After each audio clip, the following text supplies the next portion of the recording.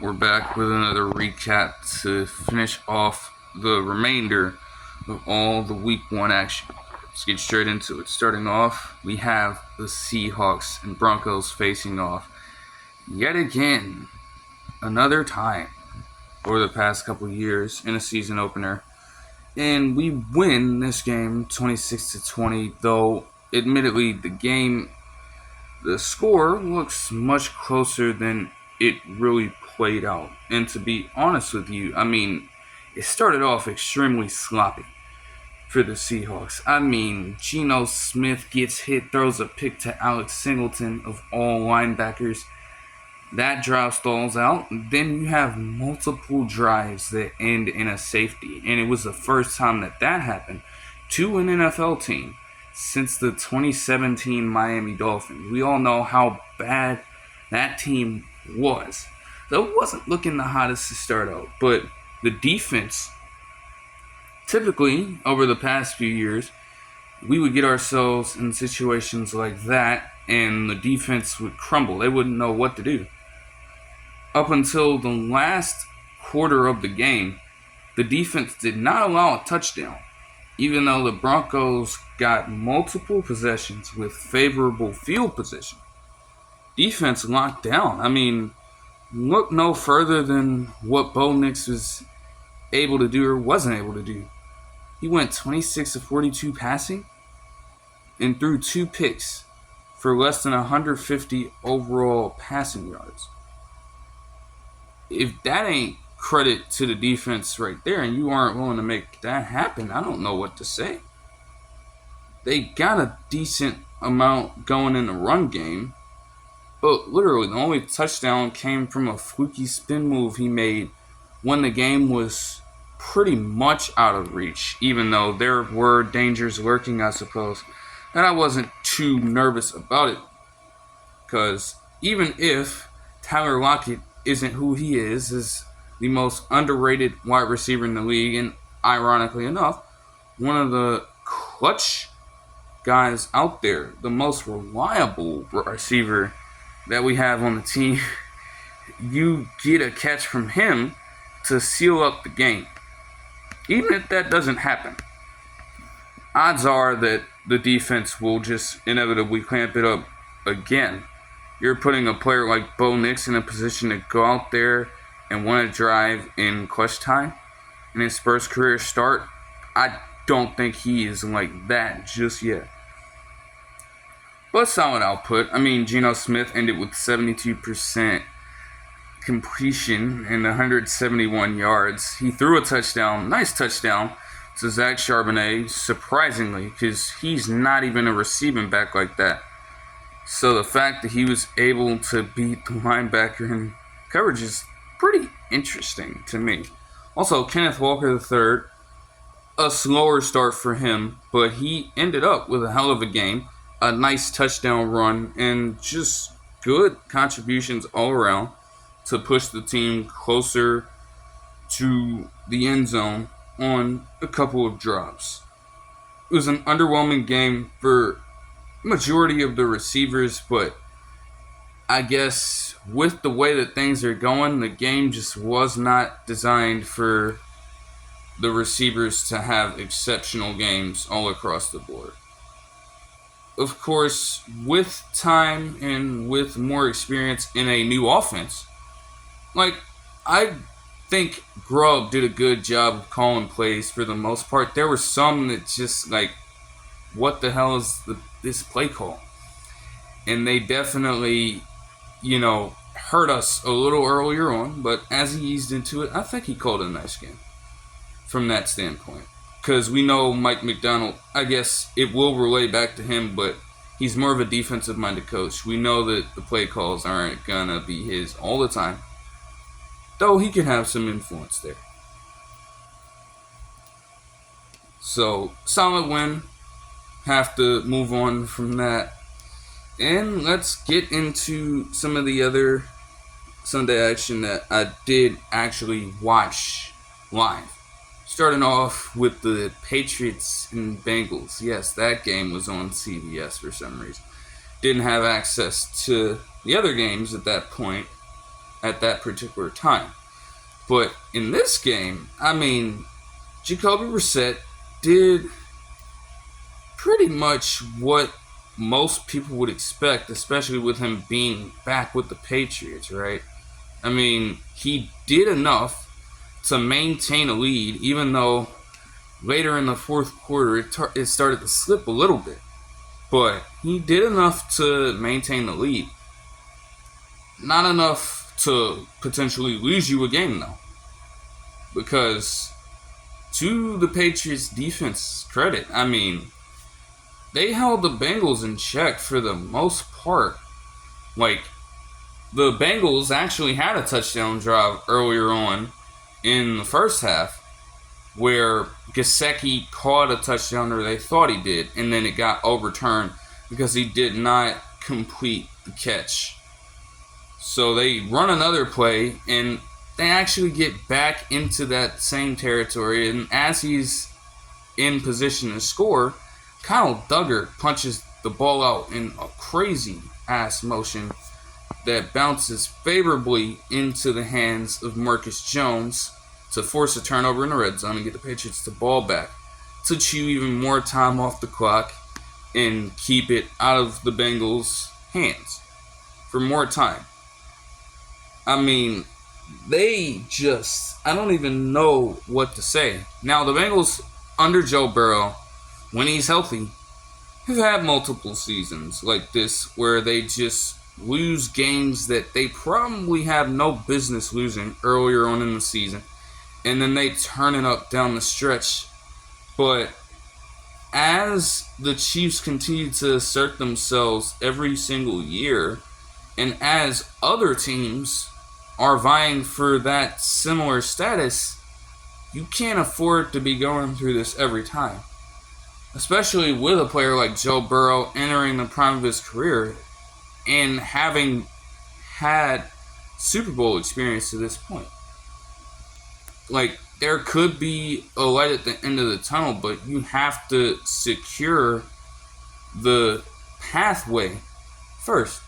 You can't lose games to a team like this.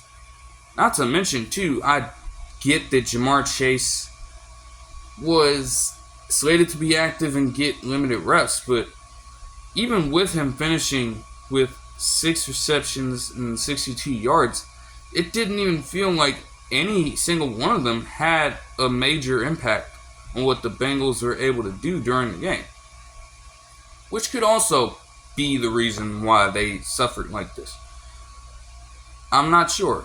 Zach Moss was able to get in and score a touchdown late for his first touchdown with the team, though. But it's like, you have Joe Burrow playing on the same wavelength as Jacoby Brissett to open up a season. That's a problem. You keep in mind that Brissett only passed for 121 yards. Ramondre Stevenson carried the squad. As I would expect, he's their best remaining offensive player right now. The receiving core leaves a lot to be desired. A-line. Jalen Polk has potential, but he's obviously young. And other guys like Tyquan Thornton simply haven't panned out. Obviously, KJ Osborne is still a fucking fraud. And he finished with 7 yards a catch for 21. Like, that didn't do shit. The hell? And Joey Sly also, which I didn't know he was with the team, to be honest. But for him to make all his field goals, and 4 field goals to be the difference in the game, a solid output for him. But a boring watch. If you are a fan of either one of those teams, I can't lie to you. But it does get even worse because at the same time, I tuned into the Steelers and Falcons game. Now, the Steelers won this one 18-10 in a game where we saw Kirk Cousins in mid-season form already. I don't even have to go into potential postseason form for this man, because you know he's non-existent. He's a ghost there. But, bruh, he had an ugly fucking interception thrown to Deshaun Elliott earlier on in the game. And then later on, as the Falcons still are in it, you throw another pick to Dante Jackson that gets them into the red zone, where the Steelers could potentially inflict more damage and blow the game wide open, because neither team was doing a whole lot of anything to that point. Luckily, though, the defense for the Falcons at that point stopped them on a 4th down attempt where Najee Harris tried to run the ball, and they stuffed them instantly.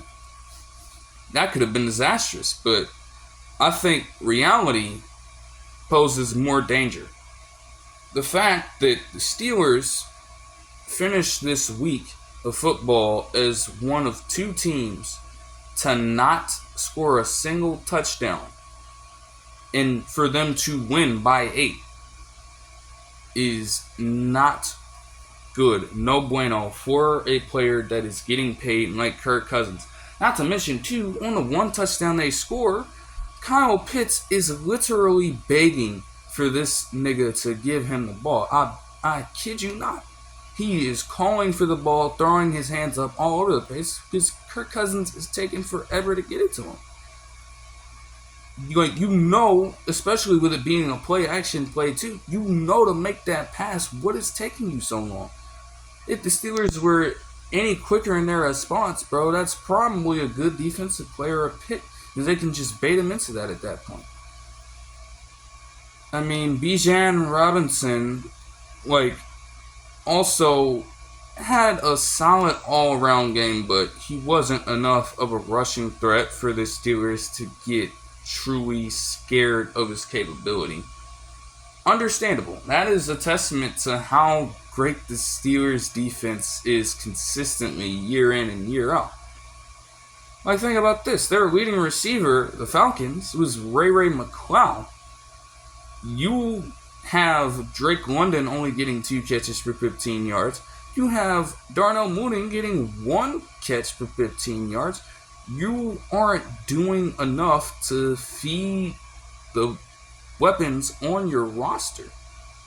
The same case is going on with Arthur Smith, and ironically enough, with him being the Steelers OC and having his own obvious issues with running a squad, he beats you in a revenge match.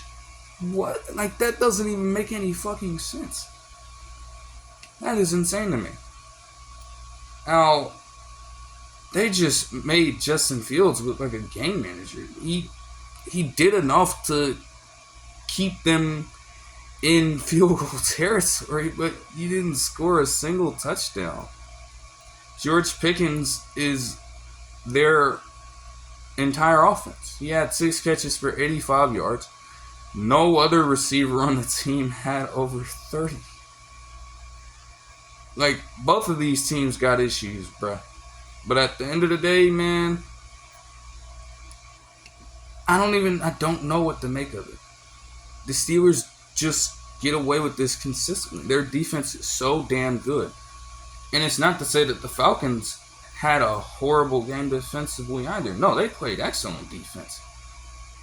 But Kirk Cousins is just being overpaid. It is as simple as that. You lose that kind of match in week 1, and you have the same problems going on with your squad. I don't know if I'm supposed to give Raheem Morris any slack though. It is his first game as a head coach, but I'm bro, the on-field execution's trash. And I'd be lying if I said otherwise. They gotta clean this shit up, because it only gets worse in terms of the opponents you face before it gets even remotely better. And I mean, Chris Boswell and Younghoe Koo are the GOATs, man. Chris Boswell is just him. It's that simple. Steelers better be glad that they still have him, because whenever he retires in a few years, that is going to be problematic for them, certainly. On to a later match in the Cowboys and the Browns. Well, it started off a few hours earlier with some very crucial news regarding Dak Prescott's contract. he signed a 4-year, $240 million deal with the Cowboys, making him the highest paid quarterback by salary per year in NFL history and giving him the richest contract at that position. Good. Problem solved. So, was he going to come out and show people that he was worth it? Well, early on, he had a solid touchdown drive that ended with a Brandon Cooks reception touchdown. But outside of that, I mean, the Browns' defense did a relatively good job on him, all things considered. He only ended with 19 of 32 passing. He only had 179 passing yards, and he only had a touchdown. Like, Lamb, they had to get CeeDee Lamb the ball by making him run it to that just exacerbates the problem that they have with their running backs. I mean, Dowdle and Ezekiel Elliott had 18 combined carries for 66 total yards. And Elliott got a touchdown in, but without CeeDee Lamb there being utilized like he's Deebo Samuel or something, you probably don't have a respectable looking game from the rushing standpoint if you're the Cowboys. The problems were there, and the Browns defense did their job for the most part. It started off sluggish for them, I understand. But that is because of their own quarterback with a high-paying contract. The fact Deshaun Watson could come out here like this in a year when he's going to get guaranteed money, and he's going to for the next couple of years because of the fucking contract extension he signed before he even stepped on the field for this fucking team. I see this man going for check down after check down after check down, hesitating to even throw the ball down the field. What happened to the Deshaun Watson of old when he was with the Texans? Literally just 4 years ago, he was on the rise, coming off of a divisional round game appearance against the Kansas City Chiefs in 2019. That was literally the season before 2020. 4 years later, you get into a situation where he's barely completing 50% of his passes. He threw 2 god-awful picks, and then gets a touchdown pass out of pity to none other than Jerry Jeudy. Amari Cooper had a horrible game, but I don't even know if I can sit here with a straight face and tell the masses that was because of overall miscommunication. Deshaun Watson simply does not know what he's doing out there anymore. I think we have to face that fact. And he is robbing the Browns of money. If we couldn't already tell that over the limited amount of games he's played over the past couple of seasons, because now he's become even more injury prone than he was touted to be when he first got into the league. Like, that is just not, it's not good. It's not looking good for them. And then they were getting booed by their fans. I would too. I mean, I can understand that. 33-17, it could have been way worse if the Cowboys were actually making effective plays. But the defense, after such a sluggish start, they did everything they could, and it still did not work. Then the special team screwed up and allowed Kevontae Turpin to literally throw up all these different styles of celebration on your roster as he just skates into the end zone on a punt return. Just a terrible game all around on all fronts, led by a guy who has lost more than a step, more than multiple steps. I mean, oh my gosh. And they can't do anything. Player like Joe Flacco is gone. Dorian Thompson-Robinson could be seeking a trade. Tyler Huntley's out. He's back with the Ravens. So, what can they really do? They have to ride this out. Because the Haslams decided to do this. They have no way out of this one, pretty much. But, again, Dak Prescott, even with all that money coming in, looked mediocre. The Browns' defense is still a highly respected unit. But they couldn't really display that because they were just gassed at the amount of times that the offense had to step off of the field on 3-and-out situations. That's going to inevitably tire an entire defensive unit out. So it ain't hard to see how that happened. You got the Lions and Rams for Sunday Night Football, and to be honest, this game played almost exactly like the wild card game a few months earlier. I mean, it was a dogfight till the very end. The Lions jumped out to an early lead, but the Rams, to their credit, worked their way back into it over the course of some time. I mean, you had a good clutch possession engineered by Matthew Stafford back in his old stomping grounds to take the lead late and getting a touchdown pass to none other than Cooper Kupp, who honestly had one of the best games he's had in a while.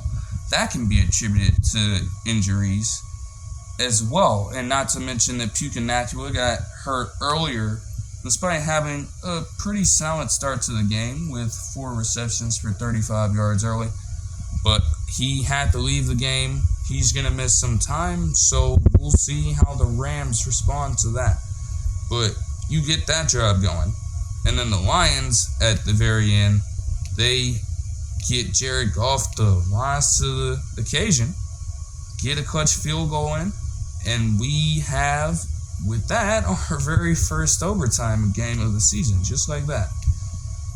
They drive down, take an absurd amount of time off the clock, doing exactly what they're supposed to be doing, by the way. I mean, that entire possession was a great testament to Dan Campbell's pure coaching ability.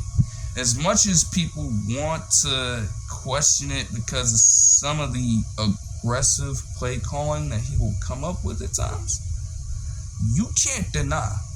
Could they have really engineered an overtime drive any better than the way they did? And it ended with David Montgomery sealing it up for them, getting the win. He finished with 17 rushes for 91 yards and a touchdown. Jahmyr Gibbs also got another touchdown in, and he got a touchdown in the first few games of his career, granted, the most in a season's worth of the first few games in his career since Barry Sanders did it in his rookie season. So that is certainly historic. You gotta credit him for that one. It's just tough. You have a legit two-headed monster in that backfield, despite him finishing with just 40 rushing yards. They rode the hot hand because Montgomery was just gashing them all night. He was trucking the shit out of people and everything. So you gotta roll with it. I understand it.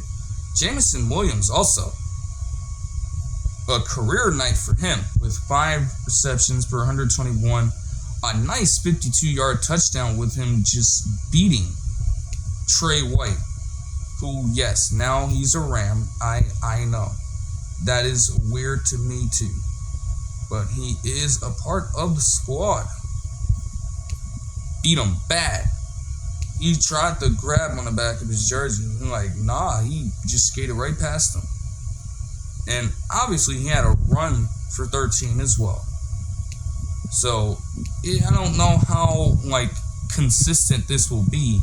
But if he can make a couple big plays for the Lions every game while becoming a better route runner overall and getting himself looks That'll certainly, increase his stock overall in the landscape of the many talented wide receivers in the league right now. Rams, for their credit, again, you have that adversity being faced, and they responded well. But Kyren Williams, I've heard all this talk about him just asserting himself last season. Horrible start. 2.8 yards a carry on 18 in the first game of the season. Because for Matt Stafford to be throwing 49 passes for 317 yards, he threw an interception to Kirby Joseph, but for you to have to do that to get 20 points, at some point they had to slow the game down and try to impose their will in the run game. They did not do a good job of that. The Lions as a team had 163 yards, and the Rams had half of that on way less than 4 yards a carry. That's awful. Again, a resurgent game from Cooper Kupp. Even Tyler Johnson getting in there, stepping in for Pucanacua and making a nice play to get them in the red zone in the first place, for them to even convert. But hey, solid way to cap off Sunday night. As for Monday night, 49ers faced off against none other than the Jets. Yes, Aaron Rodgers makes his return, and to be honest, it was a little underwhelming, but the remarkable part is that he stayed healthy. He did not collapse on the field from somebody trying to bust up his ankles again. He did get sacked by Leonard Floyd, though, in this one. So do with that what you will.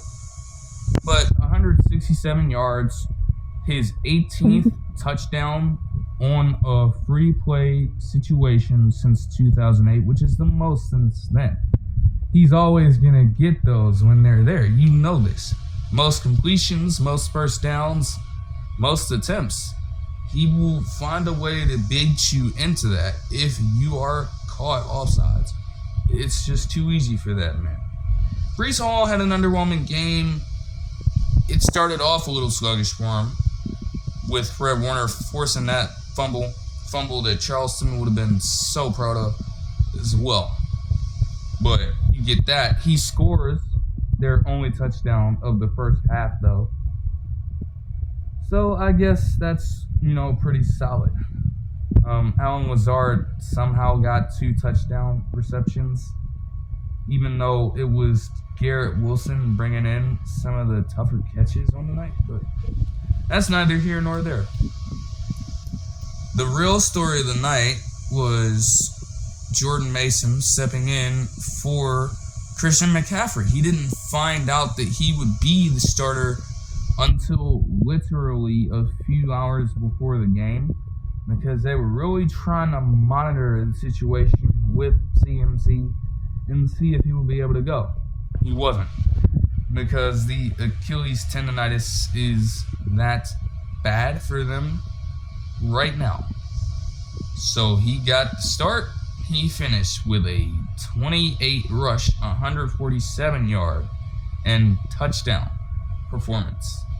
Brock Purdy didn't have to throw a single touchdown pass. It wouldn't have made a difference. I mean, the 49ers are still very well-rounded, but obviously with CMC in the game, he unlocks so much on the offensive side of the ball, obviously. And when he got hurt for a few games last season, we saw the decline in their quality of offense. Play calling, execution, every aspect was diminished because of his lack of presence on the field through those games. And then they regained it when he returned. So you would hope that this injury isn't lasting for way too long, because if it is, that's a problem. But they get a solid win to cap off the week. Now, I'm going to wrap up this video by going through a few other games. we'll tap into the Bears and Titans here, and the fact that Caleb Williams finishes with less than 50% completion, less than 100 yards passing. Normally a team would lose, but defensively the Bears just asserted themselves as a solid unit coming into the year. Now, granted, the Titans absolutely collapsed in the second half. Let's not act like they did not. I mean, oh my gosh, like some of the plays Will Levis is making, he gets a fumble forced on him, a sack fumble by Darrell Taylor, former Seahawk, so you gotta respect that. And you also throw an interception in which he literally knows he fucked up, and he falls to his fucking knees. Nah, you can't make that up. I'm not even gonna hold. Like, that was literally just amazing to watch play out. Falls to his knees. Tyreek Stevenson gets the interception return for a touchdown that inevitably wins them the game. He was on the very next drive to try and get them tied up with the Bears. He throws a pick to Jalen Johnson. So, just a rough game all around for him. I mean, he only finished with 127 yards passing and threw 32 attempts. I can't say that one quarterback really outplayed the other here, but you know it's a good thing for Caleb Williams to just have that mindset, because there are going to be games where he inevitably struggles, even if he is touted to be the next face of their franchise. But I think that takes a little weight off, to go out there in your rookie game and not have to do as much, even though he was certainly expected to. But when you can lean on your defense like that, it invokes a lot of trust from the quarterback to the rest of his teammates. And I think that's pretty crucial for somebody that young to be back there and have that going on already. So it's a solid one. Now, that's not sustainable. He will certainly have to clean up a lot, because the defense is not going to be able to do that all the time. This ain't 1985. But for what they needed today, you'll take that. What you won't take, and I'm not even going to get into a whole bunch of logistical things right here, but all I'm going to say is this. Can we purge the Panthers organization? Can we purge the fucking Panthers at this point? Do you know how embarrassing it is for an NFL team to get blown out by 37 points in the first game of the season? The fact that the Panthers went 2-15 last season and were out of the playoffs early, that gave the Panthers fans some time to inevitably rest, gain some of their livelihood back,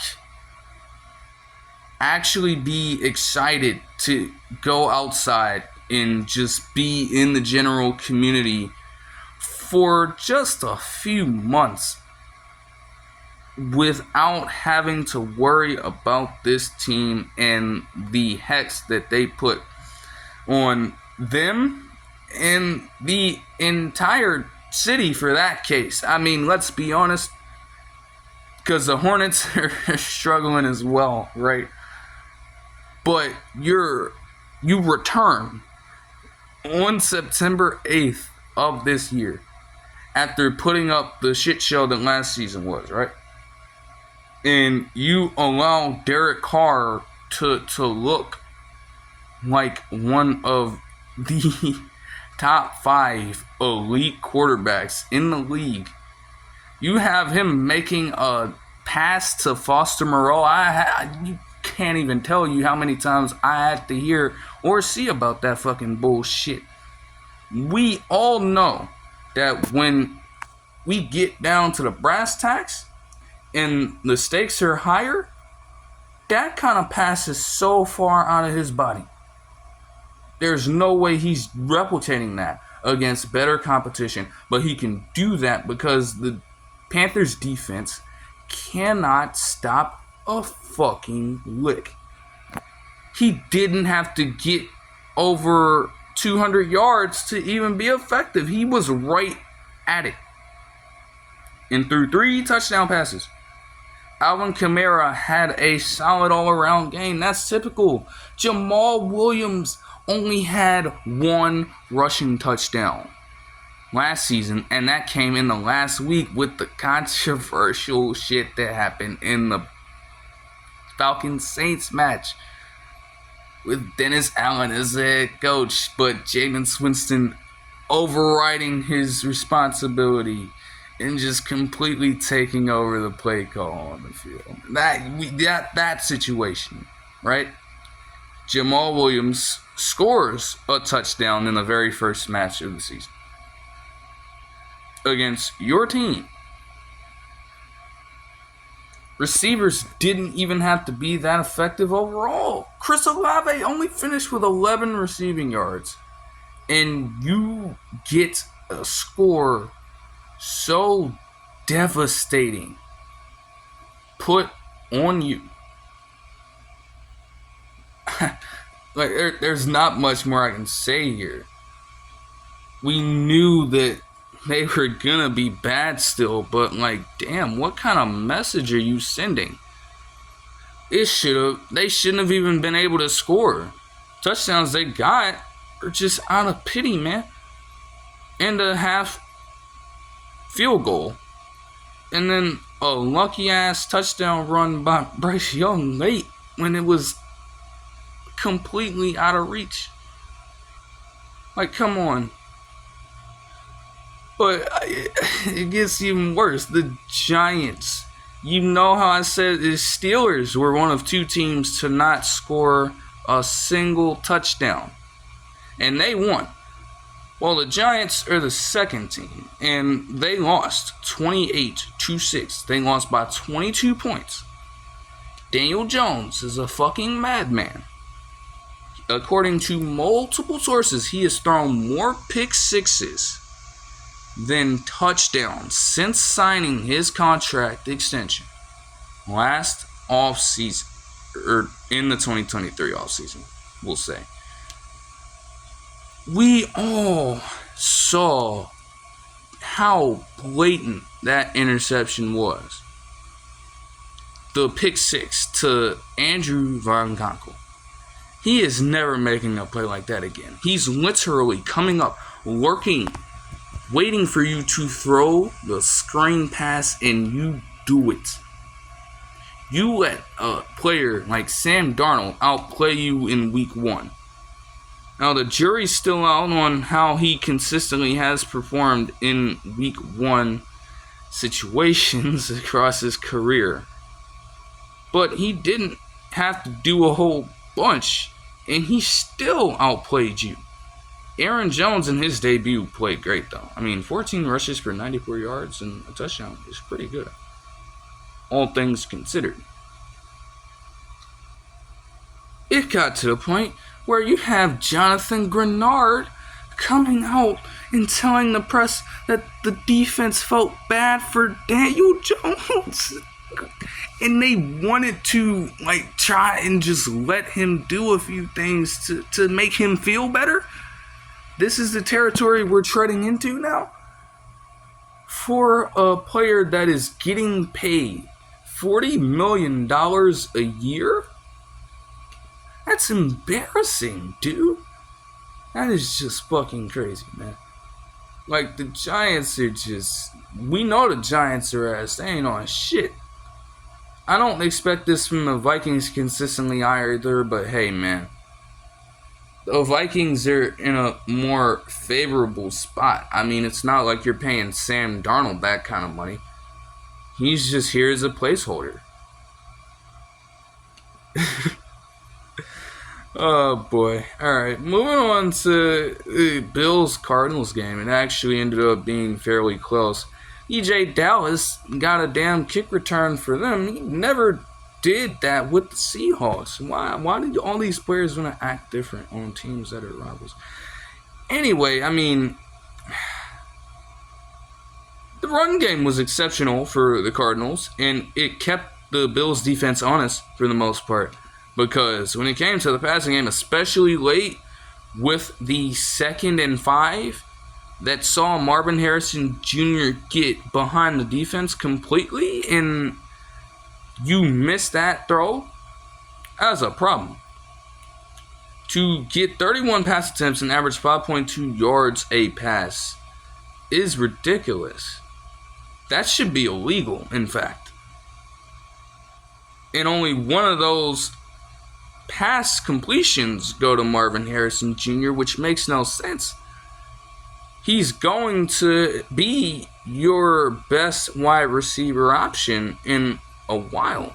So why not give him a chance to work himself into that label early and pretty much often?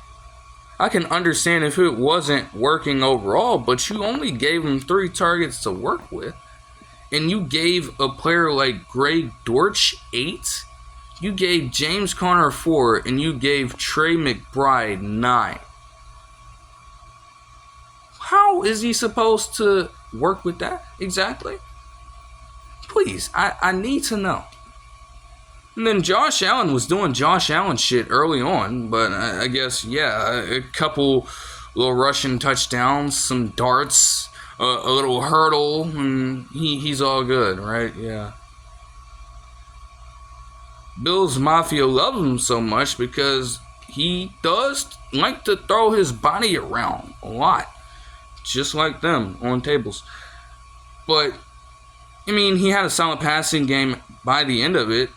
18 of 23, 232, 2 touchdowns, and no picks, but he obviously fumbled because that's what he does. He has the most turnovers in the league since 2020. It didn't totally hurt them here, but you're facing off against the Cardinals. And as far as the durability thing goes, for, you know, his case, like, when he gets older, you know, he's going to have to, like, try and be more strategic with his runs. He definitely, like, he has the frame, but there's going to come a time where his body is just going to tell him, no, you cannot do this. So you gotta be ready for that, man. Texans and Colts. Texans beat the Colts 29-27. And CJ Stroud had a solid performance, but I think the stars of the day are the new guys, man. Joe Mixon getting in there, down and dirty for 159 yards with a great 5.3 yards per carry and a touchdown. Stephon Diggs getting 2 receiving touchdowns, despite having less receiving yards than Nico Collins and Tank Dell, because of course. Solid performance by the Texans offense. And the Colts, you know, I guess they did all right. I just don't like to see that Anthony Richardson had less than 50% completion, but 212 passing yards. He threw a pick, but he threw some great passes. That touchdown pass to Alec Pierce got major props from Joe Flacco, so it wasn't all bad. But I think you want to see a little better from him in the accuracy standpoint. And obviously, rushing, well, he's built like a tank. So you know what's coming. You know what's coming.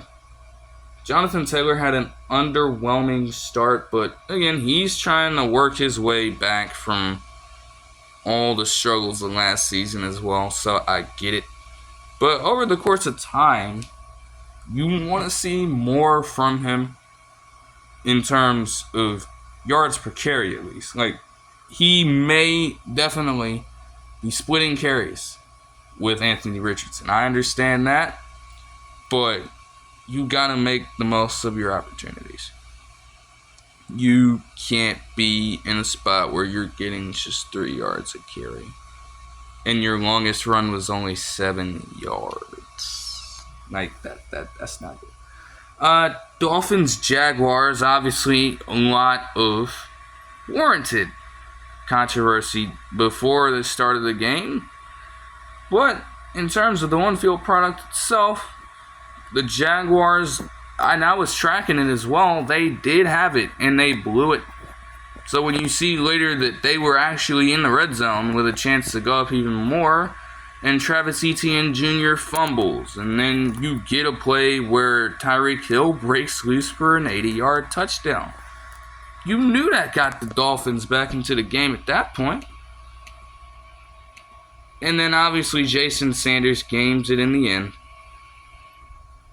Tank Bigsby actually had a decent performance, but it certainly wasn't enough because Trevor Lawrence, a player that recently got his contract extension and was a player who had the status of the richest contract in NFL history, only passes for 162 yards, only completes 12 passes out of 21. We're not going to act like he just played well. I mean, that's underwhelming for what the Jaguars needed. He was just lucky that everything else was working on their team early. Because when it came down to it and he needed to make a play to keep the Jaguars alive after they blew it, he did not. And when you are engineering an offense and putting up numbers like that, you're clearly a detriment to your team. Whereas Tua Tagovailoa, volume permitting, ended with 338 yards and a touchdown and didn't throw a pick. And when it counted, when he needed to make a play, he got in field goal range so Jason Sanders could do what he consistently does. But it was a solid receiving game all around. I mean, damn, like, on A-Chain, the run game kind of tailed off for him. I mean, 2 yards a carry after literally having a season as one of the most prolific runners by a yards per carry standpoint was just not very good to see. But he did finish with 76 receiving yards and caught all 7 of his targets. Jalen Waddle, I think he went out of the game earlier on. He got checked for a concussion or so. But he still ended with 109 receiving yards and caught all of his targets. You gotta love that from the Dolphins. We move on to the Chargers and Raiders, and I mean, all I can say is it was close. It was very close. And if the Raiders just get aggressive and go for it on fourth down at one particular point of time, they have a chance to at least score and prevent the Chargers from doing anything else, because for the most part they were doing exactly that. But you let things linger for that long, and inevitably you're going to screw up. And their defense screwed up. Let Lab McConkey juke the fuck out of them for a short yardage touchdown in the red zone after J.K. Dobbins broke off a 61-yard rushing attempt. It all went haywire from that particular point. You just need to go for it on fourth down one time. You have to be able, if you're Antonio Pierce, yes, this is his head coaching debut for the squad, but you, in press conferences, have preached this particular mindset to your team. So, how do you renege on that in an early season moment that could be pivotal and could be very revealing as to how the rest of your season may go? I don't know what to say about that. That is very, very interesting. The Chargers won that one 22-10. And lastly, we have the Commanders and Buccaneers. I mean, look at here. Jayden Daniels gets 2 rushing touchdowns, almost gets 100 yards passing and 100 yards rushing. Oh my God, he outplayed Caleb Williams. Who got the win though? And again, even with all that being said, He took a lot of shots that he should not be taking as the franchise quarterback, and also accounting for how weak his frame is compared to the prototypical quarterback prospect at his size. Helmets were flying off, and he was just getting tackled down to the ground without any protection. No, you cannot be putting yourself in those spots. Also, his sliding technique, I can't even call it a slide. This man was going down face first to the ground consistently. I don't know who's teaching him that, but let him get hurt off of something like that. That nigga gotta get fired. I'm not gonna lie to you. You're just teaching him the wrong thing at that point. What the hell? But, a decent start. He didn't turn the ball over, but obviously there are some growing pains that need to be overcome. Meanwhile, Baker Mayfield had a Tom Brady-esque game right there. He had a 146.4 QB rating. He didn't turn the ball over a single time, and he had 289 passing yards and 4 touchdowns. Mike Evans was going crazy like he typically does, and he's starting off his campaign very well with a chance to tie the record for most consecutive 1,000-yard seasons to open up a receiver's career. He started off very well. Chris Godwin got a nice catch as well. And, rookies got some love too. It's not act like they didn't. Bucky Irving later on saw a few touches and he got 62 rushing yards, whereas Rachaad White needed 15 to get 31. Bucky Irving only had 9 carries. So Bucky Irving's a smaller build than Rachaad White, but I think if this is consistent and not just a fluky performance, they may be rolling with Bucky Irving as the one in a potential 1-2 punch. And Rachaad White has to shift as a versatile running back out of the backfield. Because when he's in it, we've known that he cannot run the ball. He don't make explosive plays in the run game. Is no secret. So if Bucky Irving can do this consistently, I think there's a change that needs to be made. It's that simple. And Jalen McMillan also getting a reception for 32 yards and a touchdown. But even with a couple of his other targets, he just burns his guy completely. Route running looks decent. Now, obviously, some of the Commanders' corners are just not very good at all. They're only, they've got some skill, but it doesn't compare to the talent that the Bucs wide receiver core has. So I think facing off against better cornerback cores, he could struggle, potentially. And, just cap off everything. Bro, Emmanuel Forbes Jr. has got to go, bro. That nigga has to go. He can't cover a damn thing, and he will be physically outmatched at almost every turn. If there's someone near his size, in terms of weight and height, well, they'll just burn him. They'll use their skill to break him down because he lacks the strength. That's one thing. There have been D-backs in the past who have survived despite not having a crazy amount of height or strength. It's not impossible. But for Forbes Jr. to get drafted where he was and just display not just the ability to get overpowered by almost every wide receiver that faces off against him, but he seems to lack any defensive IQ. He legitimately does not know what he's doing. You can just throw it his way and he'll find a way to foul. the wide receiver lined up against them. Easy foul bait. That is not a good thing.